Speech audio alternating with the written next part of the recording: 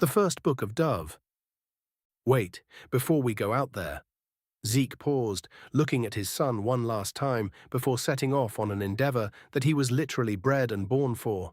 Generations of prophecy and planning leading to this moment, this event. I just wanted to say, frozen, collecting his thoughts, searching for the right words, holding out for divine inspiration. It's okay, Father. His son, no longer a boy, on the precipice of becoming a man, interjected, seeing a rare moment of unbridled emotion on his father's face, hoping to prevent whatever he was about to expound upon. I know how proud of me you are. And yes, I know just what an honor it is to be God's chosen one, his dove. You truly are God's chosen one. Ever amazed at how true that statement had become. Clear now his son was as ready as he would ever be. And with that, Zeke opened the door. The entirety of the community was collected together in the small chamber, referred to as the foyer. It was an area rarely used this past 100 years, and never more than just a single soul, spot-checking the integrity of the airlock, ensuring that seal holds firm till this coming moment. Genesis 8:8-12, Zeke boomed, announcing to the entirety of their community that the century event had begun. All eyes entrenched on him. Noah sent out a dove initially, pausing to look at his son, mentally holding on to him for just a moment longer. But it returned because the waters still covered the earth. He wasn't a natural preacher like his brother Noah. Zeke wasn't supposed to be giving this speech, wasn't supposed to be his son. But who was he to argue with God's will? Reminding himself that God chose him, his son, his family. Zeke found the words, doing his best impression of his older brother. After waiting 7 more days, he released the dove again, and it returned with a fresh olive leaf, indicating the water was receding. Now he was feeling it, finding his groove.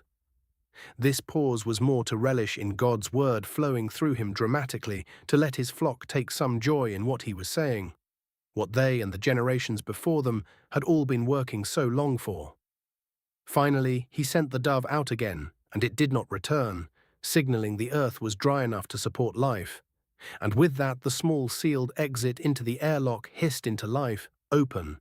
The entire community taking a moment to get just a glimpse of the door on the other side, the thin piece of sheet metal separating them from whatever was left beyond it.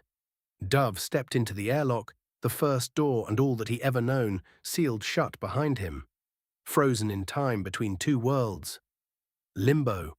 The outer door of the airlock as well had not been opened in 100 years, not since the stroke of midnight on December 31st, 1999, when it was sealed shut for a final time. Now, on the dawn of the new century, Dove stood frozen, waiting for the mechanical lock to release, the outer seal hissing as the inner one had done before. With it he felt the rush of fresh air hit his skin. The first air from outside the Ark to ever enter his or any of the other colonists' lungs in their lifetimes. Air seems clean, he thought to himself as he moved towards the small hidden exit just up ahead. It was midnight and dark. The air was crisp, cold but dry, noticeably less humid than inside the Ark. It was quiet, but there were indications of life. Chirps of an anonymous insect, the squawking of a lone bird. Nothing he recognized, but still some indication of life. He didn't see any lights or obvious signs of humanity, but that could have just been due to their intentionally remote location. He fished out his binoculars as he finished exiting the compound and cresting a large ridge overlooking the valley. Still no obvious signs of humanity in the valley below, shrouded in the pitch black just after the stroke of midnight. True and utter darkness, hiding him under the thick canopy of treetops. He couldn't see his hand in front of his face before clicking on the small torch he was given. There wasn't any path or clear sign of where to go, but that was by design. No reason for anyone to ever come up here, they had no desire to be found. He grabbed his small map and compass, took a moment to gather his bearings, and headed out to see if indeed the waters had subsided. The air was much colder than he expected, or thought even possible. He had only known of cold from how others described it. Writers who typically were writing for an audience that had at least some experience with the frigid, but for Dove, someone that never knew anything, below 55 degrees Fahrenheit. Those words didn't do it justice. The way the crisp air seemed to burn his lungs and face. Everything stung, like needles piercing anything not shrouded under layer upon layer. In many places, the cold even eluded the thick wool, burrowing, finding his unprepared skin. I had no idea the cold would burn worse than any fire. He thought to himself, letting go of his preconceived notions about the winter wind. All those hours reading countless pieces of both fiction and non-fiction, hoping to prepare himself for the outside world, what winter would feel like, where no match for the real thing. If he was wrong about something as simple as how cold air would feel, how could any of his other preconceived notions possibly hold up? The scout forced to leave them behind with the rest of his youth inside the ark. Humbled, he let his training overtake him. Glad Triss put so many layers on me before I left, he thought to himself. His uncle often chastised him as a child, studying, preparing, telling him not to assume anything, that he had no idea just what this world the Lord had created would throw at him, what it would be like outside the ark, repeatedly being told he was a child who knew nothing. No book, no word of man couldn't adequately describe God's creations. The biting breeze relaying just how true that was. Feeling indignation at his elders with no more experience of the outside world than he. Now, as that cold breeze slapped him in the face once more, jerking him back to reality, to this moment, he saw how little he truly knew. This acceptance of ignorance just cleared the way for all his training to kick in. "You've got a bounce to your step today," his teacher remarked as his young pupil entered the archive. "Today's the day we finally decide on the path I will take with my maiden flight." The optimistic adolescent Dove chirped up, attempting to contain his excitement, jubilation betrayed by the visible bounce in his step. "Correct," Triss injected, peeking her head from behind a towering stack of books. "Yes, but with a slight twist." Her brother quickly seizing focus back from his younger sister. Just like Triss to steal Proctor's thunder, claim his brilliant idea as her own. Not today. Not with something so large as this. "So what's the twist?" Dove nearly leaping out of his shoes with anticipation. "I want you to tell me—" "Us," Triss again interrupting so artfully to remind her brother. "Yes, us. What you would do, what route you would undertake, and most importantly, why." Proctor putting heavy emphasis on the pronouns. "First, I'd exit the airlock, climb the ridge across the meadow outside the entrance, and then through the tree line." Dove started, clearly having gone through this countless times in his head, his mind racing so much that it spilled over into his feet, creating a nervous pace throughout the cramped space. Lost in thought, wanting to impress them both, Dove tucking around a stack of books before returning to the table with a large map. "Why's that?" Proctor cut in, reminding Dove of the importance of the whys. "There is a stream that carves through the forest, born from the runoff of melted snow atop our home." Dove started pointing to the features on the map he had just procured before trailing off into a daydream, his kinetic energy converted into imagination, picturing what that snow-topped peak above them actually looked like.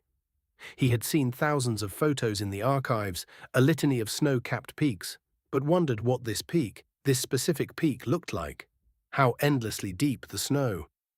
"And what is the benefit of finding this stream?" Proctor once again reeled his young student in, back to the task at hand. "All living creatures need water to survive. Finding the stream, I can see if there is any other life. To assess the impact of the flood. If there is life and they are all drinking from the stream, it's safe to assume the water is good to drink if needed." Beaming, looking to both his instructors for praise from a correct assumption, safe assumption, but never assume anything. Noah corrected with authority, stamping his cane hard on the solid rock floor with each word, the taps echoing off the smooth tube interior of the room, punctuating his point. "Yes, uncle," Dove's youth most evident when confronted with him, always the scared little bird in his presence, only peeping up again after his uncle mimed, "Get on with your route." Having found the river, I could follow it, knowing people need water, and I should eventually come across some sign of civilization, either present or past. Some clue to point me in the next direction. The teen concluded confidently, again reminded that he was the one God chose for this. Dove had to have some of God's light, his strength inside of himself. Awoken from his stroll down memory lane, he once again checked both map and compass before continuing on with his journey, quickly coming across the stream marked on the ancient map. It was larger than he expected. Triss had explained how it would only be a trickle since it is fed from melting snow atop the peak containing their community. This being the dead of winter, almost all the water should be locked up in snow, thousands of feet up the mountain's face. This was no trickle. He could feel the moisture in the air being kicked up as the water tumbled downhill, bouncing over rocks. He took a moment to touch it, to grab a small smooth stone from inside the stream. Millions of years of rushing water, smoothing off the sharp edges, polishing the stone, seemed to sum all of this up to him. Triss will get a kick out of this little beauty, he told the darkness as he made room for the small rock in one of his countless pockets of his inner vest. If pressed, he would say he brought it back for scientific reasons, but in all reality, it's etched deep in our caveman brain to bring back a shiny rock for a potential mate. He stood frozen, hypnotized by the sound of the babbling brook, swearing it was God's voice, listening for a message in its gurgles and pops. All his studying about the landscapes he would encounter didn't prepare him for something like the soothing sound of rushing water. How many of his predecessors took that poetic chaos for granted, let it just be part of the background noise in their lives, never appreciating God's presence in their day-to-day, his voice, his beauty. Dove was starting to see just why a second flood was necessary. The once overstimulated teen had been following the stream all evening and into the following day, even though the thick canopy prevented him from actually seeing the sun. The ache in his muscles served for marking the passing of time and distance. He could feel the adrenaline and anticipation that fueled the last few hours of his trek starting to take its toll. Exhaustion hit him like a slap in the face, as if the mere thought of resting caused it. Now it was no longer his idea to call it a day, but a command from his spent body. He found a safe spot in a small clearing just off from the stream. He grabbed a handful of leaves to serve as a makeshift pillow, curled up tightly to conserve body heat, and fell asleep almost instantly. He woke to a symphony of bird songs and squawks, a mosaic of individuals calling, communicating but only their vocals, no actual birds in his sight. A rustle of leaves off in the distance, a harsh return to reality, breaking the hypnotic hold the birds' calls had on him. He turned abruptly, hoping to catch a glimpse of what was in the brush. It didn't sound large enough to be a real threat, but alone in the dark forest, anything could be a threat. He needed to remind himself of that. For the first time he could see why his uncle was so hard on him, always trying to keep him from making assumptions. Assuming it's not a threat in the underbrush, well, that very well could be his fatal mistake. A mistake that would not only jeopardize Dove's existence, but also that of his comrades back at the Ark. If he was to fail, to perish, there was a very real chance it would be the end of all God's children. After taking a few extra moments to confirm there was nothing lurking in the brush, looking to have him as breakfast, he decided to indulge in a bite as well. He would need his strength if he was going to make the clearing while it was still daylight. He double-checked his map and finished his homemade energy bar that Triss made special just for this journey. With each bite he could almost taste the caring and concern for him that Triss baked into it. A cursory glance of the map and seeing the terrain a bit better in the dim morning light splintering through the branches, Dove had a pretty good idea where he was, and confident he could make the clearing during daylight hours, possibly in as few as 6. A mix of the protein bar and his newfound optimism about the distance he has already traveled, quickly repacked the map, compass and torch in his satchel, refilled his canteen, and continued on his journey. The dim sunlight started to grow brighter as he progressed. Yes, the rising of the sun higher in the sky definitely helped, but it was more the slight thinning of the treetops that exposed him to more and more of the eerie glow. Before long, he could actually see small patches of sunlight breaking through the trees. Raphael failed to capture the glory of that ray blazing from heavens above. He paused briefly to admire the ray of light, but knew just how close he was, and vastly stepped up his pace, almost running as if he no longer controlled his legs, but God was pulling him toward his light. And then it hit him, almost stopping him dead in his tracks, sunlight hitting his skin, flush on his face. It's not like he grew up in darkness. Both the arboretum and the fields were bathed in the exact same UV rays 24 hours a day back in the Ark. the artificial sunlight used to grow the trees, producing the air they breathed and the food they all needed to survive. But this was different. That light was man-made, the product of artificially stimulating the electrons in a noble gas. This was the light of God. This was born in the heart of a star, their sun. The only light that could truly be called sunlight. This was a light born of the most violent collision in all the universe. Enough force to fuse two atoms to make a new one. This was light that took millions of years to find its way out of the sun's core before making the 8-minute journey to his face. It might be the exact same wavelength of what illuminated all he saw his entire life, but clearly wasn't the same. This was primal, born from an explosion only God could create, and that made all the difference. He let the sunlight wash over him, bathing his starving skin before approaching the ridge. Below him, the stream dropped about 3 meters to the pool below. If you were making a tourist ad, this would be the money shot. Although he had never actually been here, Dove knew this spot well. He studied it all his life. This was most likely the only spot on Earth that he had actually seen and read about before coming upon it. National Geographic did a nice piece on it in one of their countless magazines contained in the archive. Dove spent almost all his free time in the National Geographic section of the archive. He couldn't get enough of them. He loved them all. The photos, the articles, the tales of both man and nature intertwined, but seeing your home enshrined, well, of course, that issue was his favorite. Triss would always try to get him to round out his knowledge base, giving him fiction from the Bronte sisters or think pieces from George Orwell, but he would always end up with that March Nat Geo edition, staring at the foliage and fauna just outside their walls. Lost in the moment, the sun on his skin, the crisp mist splashing up from the falling water, encased in a trance, swallowed up in the beauty of it all, only to be snapped back to reality once again by his lizard brain. Something entered his peripheral, something large moving towards the water's edge. He quickly regained his focus, training his eyes on the majestic beast about 30 meters away. It was a deer, the first actual life he had seen yet. He could hear life from the moment he exited the ark, but this was his first actual glimpse. He made sure to get a quick photo, needing some physical evidence of life, just in case he scared her away while making his descent down the cliff face. The doe lifted her head once or twice when Dove would dislodge a stray rock during his descent, but each time she would continue drinking after a short pause, confirming that she didn't see Dove as a threat. He was able to get quite close, maybe 3 meters before the doe turned and faced him. From his years studying, he could see she was a doe, most likely around 3 years old, but something was odd. Thanks to the glossy photos and expert camera work, he had a very real image of what the indigenous deer of this area looked like. From a distance, that doe looked just like the ones from the century-old photos, but now up close he could see something was off. Her eyes were noticeably bigger, while her snout was shorter, almost snubbed. She looked like a Disney version of the local population, or that was the best way he could describe it.